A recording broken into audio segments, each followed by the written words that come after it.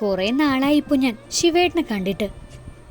ഒരു പക്ഷേ എൻ്റെ മുന്നിൽ വരാതിരിക്കാനായിട്ട് മനഃപൂർവ്വം വഴി മാറി നടക്കുന്നതായിരിക്കും. കാണുമ്പോഴൊക്കെ ഓരോന്ന് പറഞ്ഞ് ഞാൻ വഴക്കിടാൻ ചെല്ലുമല്ലോ. പിന്നെ ഞാനതൊക്കെ അങ്ങ് വിട്ടു. അല്ലെങ്കിൽ തന്നെ എന്തിനാ ശിവേട്ടനെ കുറിച്ച് ഞാൻ ചിന്തിക്കുന്നേ? 2 മാസം കഴിഞ്ഞ എക്സാമാണ്. ഈ വർഷം കൊണ്ട് എൻ്റെ പഠിപ്പും കഴിയും.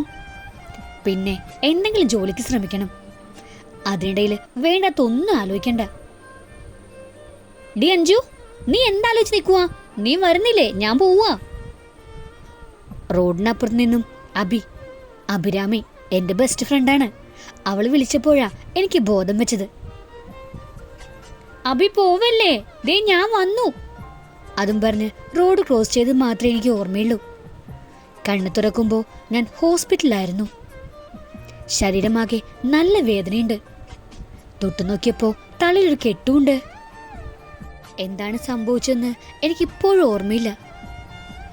ഇടയ്ക്ക് കണ്ണു തുറന്നപ്പോൾ ശിവേട്ടനെ കണ്ടതായിട്ട് ഓർത്തു.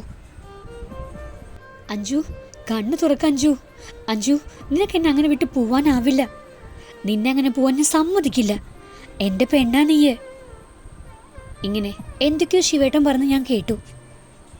പിന്നെ ഞാൻ താൻ കണ്ണു തുറന്നോ? അഞ്ജലിക്ക് പോ എങ്ങനെയുണ്ട്? വേദനയുണ്ടോ? അവിടെ ഉണ്ടായിരുന്ന നേഴ്സ് എന്നോട് ചോദിച്ചു. എനിക്ക് കുഴപ്പമൊന്നുമില്ല സിസ്റ്ററെ. എന്നെ ആരെ ഇവിടെ എത്തിച്ചേ? എനിക്ക് എന്താ പറ്റിയേ? എനിക്ക് എൻ്റെ അച്ഛനും അമ്മയും കാണണം. തനിക്കൊരു ആക്സിഡന്റ് ഉണ്ടായി. കുറച്ച് സീരിയസ് ആയിരുന്നു. 3 ദിവസമായി തന്നെ ഇവിടെ കൊണ്ടുവന്നിട്ട്. റോഡ് ക്രോസ് ചെയ്തപ്പോൾ നിയന്ത്രണം വിട്ടുവന്ന കാറ് തന്നെ ഇടിച്ചു. അഞ്ജലിയെ തൻ്റെ ഹസ്ബൻഡാ ഇവിടെ എത്തിച്ചേ.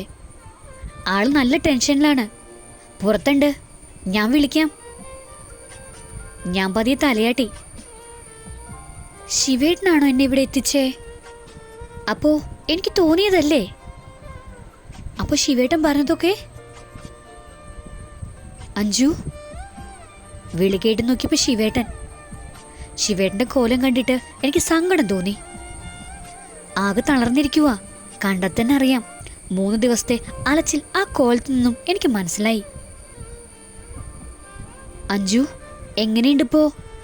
തനിക്ക് വേദനയുണ്ടോ?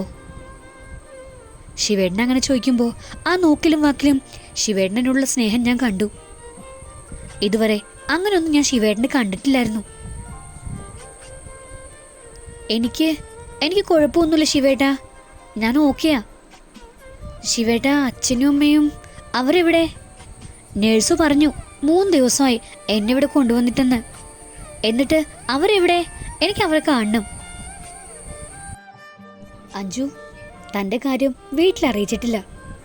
തനിക്ക് കുറച്ച് സീരിയസ് ആയിരുന്നു. അശ്വിനുണ്ട് ഇവിടെ, അവനെല്ലാം അറിയാം. പിന്നെ അഞ്ജു, നീ ടെൻഷൻ ആവരുത്.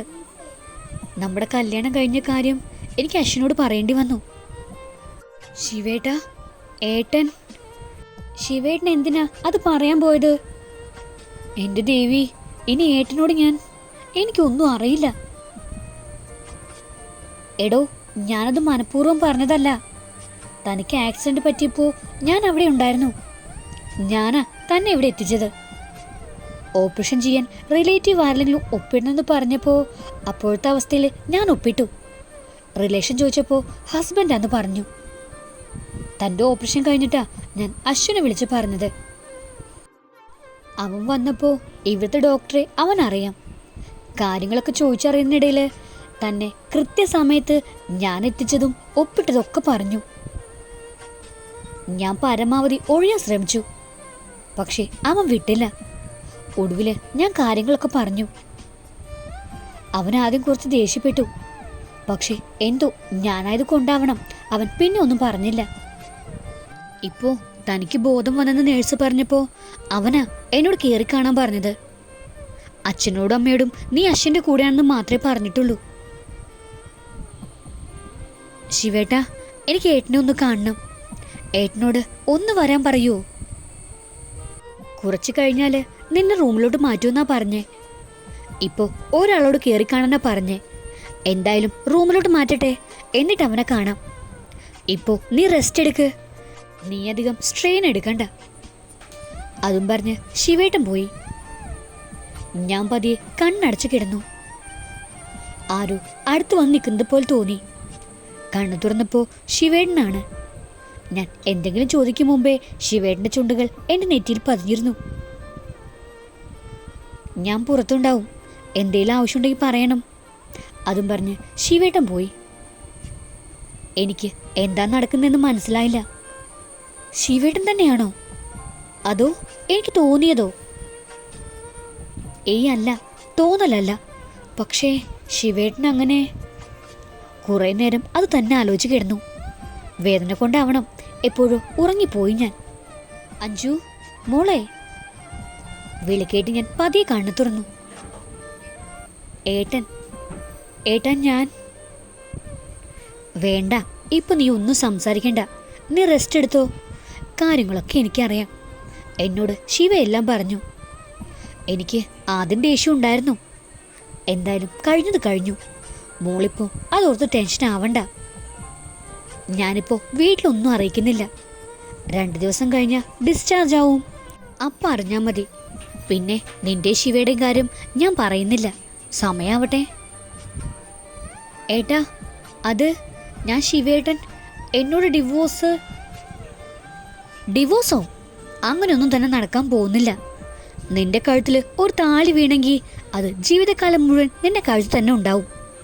നിന്നെ കെട്ടിയവൻ നിന്റെ കൂടെ ഉണ്ടാവും. പിന്നെ അത് ശിവനാണ്. അവൻ നിന്നെ എത്രത്തോളം ഇഷ്ടമാണെന്ന് എനിക്കറിയാം. ഏട്ടൻ എന്തൊക്കെയാ പറയുന്നേ? ശിവേട്ടൻ എന്നെ ഇഷ്ടമാണോ? അതെങ്ങനെ? എന്നോട് 1 വർഷം കഴിഞ്ഞ് ഡിവോഴ്സ് തരാമെന്നാ പറഞ്ഞേ. പിന്നെ ഏട്ടൻ പറഞ്ഞത് എനിക്ക് മനസ്സിലാവുന്നില്ല. തൽക്കാലം നീ അത്രയും അറിഞ്ഞാൽ മതി. പിന്നെ ശിവൻ നിന്നെ കെട്ടിയത് ഒഴിവാക്കാനല്ല. അങ്ങനെയൊന്നും നടന്നില്ലെങ്കിലും അവൻ തന്നെ നിന്നെ കെട്ടിയനെ. പിന്നെ അഞ്ജു, അവനോട് ഇങ്ങനെ കല്യാണത്തിലുള്ള ബുദ്ധി പറഞ്ഞു കൊടുത്തത് ഞാനാ.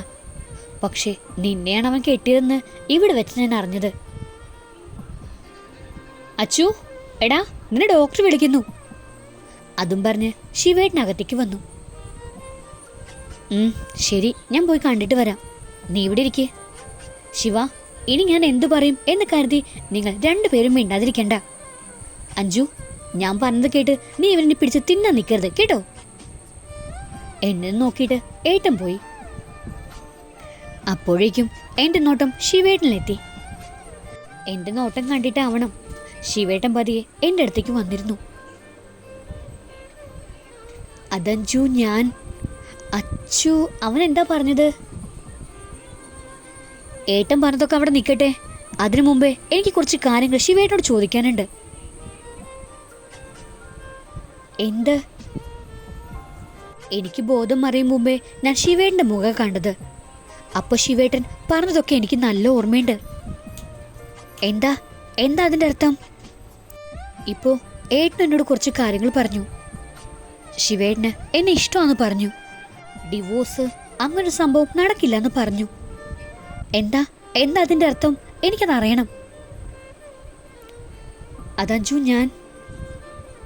അഞ്ജു, അവൻ പറഞ്ഞതൊക്കെ ശരിയാ. എനിക്ക് നിന്നെ ഇഷ്ടമാ.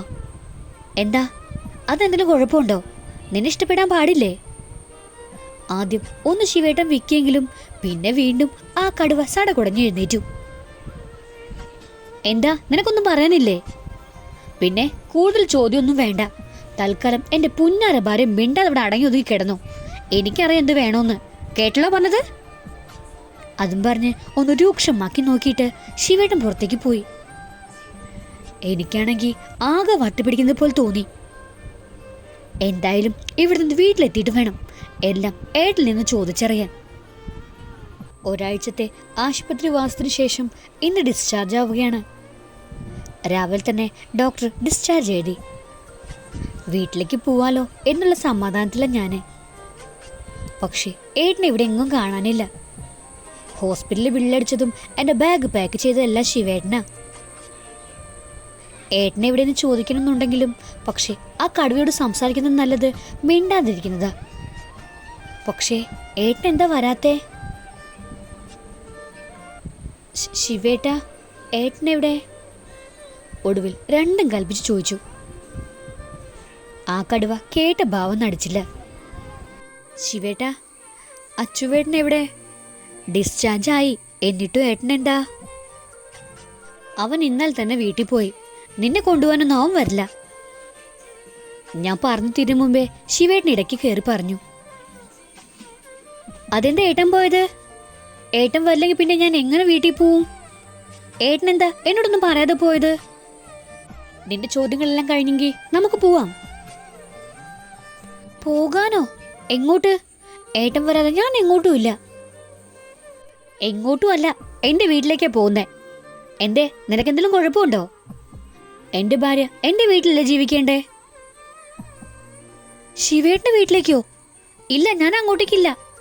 എനിക്ക് എന്റെ വീട്ടിൽ പോണം. ശിവേട്ടൻ ഇപ്പൊ ചെയ്യുന്ന ചതിയാ.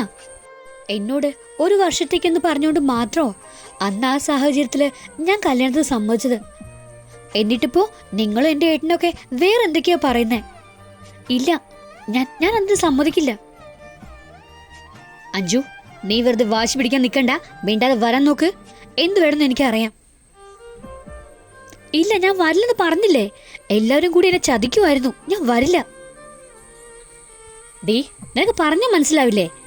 ഇപ്പൊ ഒരു കൈ മാത്രം ഒടിഞ്ഞിട്ടുള്ളൂ. അധികം സംസാരിച്ച നിനക്ക് 2 കാലും ഞാൻ തല്ലി ഒടിക്കും. നിനക്ക് കുറച്ച് ബുദ്ധി ഉണ്ടായിരുന്നെങ്കിൽ മന്ദബുദ്ധി എന്തെങ്കിലും വിളിക്കായിരുന്നു. ഇതിപ്പോ അതും ഇല്ലല്ലോ. ഇനി എന്തെങ്കിലും പറഞ്ഞ അങ്ങേര് പറഞ്ഞതുപോലെ ചെയ്യുന്നു തോന്നിയത് കൊണ്ട് ഞാൻ കൂടുതലൊന്നും മിണ്ടാൻ പോയില്ല. എന്തായാലും ഇതിനെ അനുവദിച്ചു കൊടുക്കാൻ പറ്റില്ല. വിടത്തട്ടെ, എന്നിട്ട് വേണം എന്ത് വേണമെന്ന് തീരുമാനിക്കാൻ. ഈ ലവ് സ്റ്റോറിയുടെ ബാക്കി കേൾക്കാൻ നിങ്ങൾക്ക് താല്പര്യമുണ്ടെങ്കിൽ സബ്സ്ക്രൈബ് ചെയ്ത് സപ്പോർട്ട് ചെയ്യുക. കൂടുതൽ തന്നെ ബെല്ലൈക്കണും പ്രസ് ചെയ്യാൻ മറക്കരുത്. Thank you.